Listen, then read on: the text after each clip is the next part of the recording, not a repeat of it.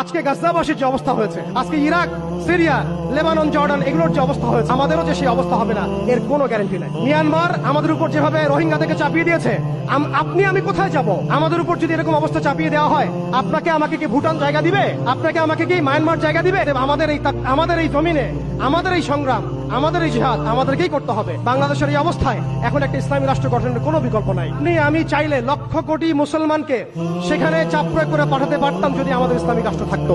আমাদের যদি একটা ইসলামী রাষ্ট্র থাকতো, তাহলে ওরা যেভাবে ইউনাইটেড নেশনস গঠন করেছে, তবে আমরাও ইউনাইটেড মুসলিম নেশন গঠন করতে পারতাম। ট্রাম্প কি বলছে আপনারা সবাই দেখছেন, মিডিয়া ভাই সবাই আছেন, স্পষ্ট ঘোষণা দিচ্ছে ওরা এখান থেকে বের হয়ে যাক, আমরা সেখানে বসতি স্থাপন করব। এটা কি মগের মূল্য? ওরা কেন সেখান থেকে বের হয়ে যাবে? এই গাজাবাসীরাই এই পৃথিবীর সবচেয়ে স্বাধীন মানুষ। ক্রমাগত আমরা দাসত্বের মধ্যে পড়েছি, মুনাফিকের মধ্যে পড়েছি। আমরা কালকে আমাদের মাঠে আল্লাহর সামনে কি জবাব দিব এর ঠিক ঠিকানা আমাদের নাই। এই জন্য আমি শুরুতে বলেছিলাম, ক্ষতির মধ্যে আমরা আছি, তারা নাই। তারা হাসতে হাসতে জান্নাতে চলে যাচ্ছে।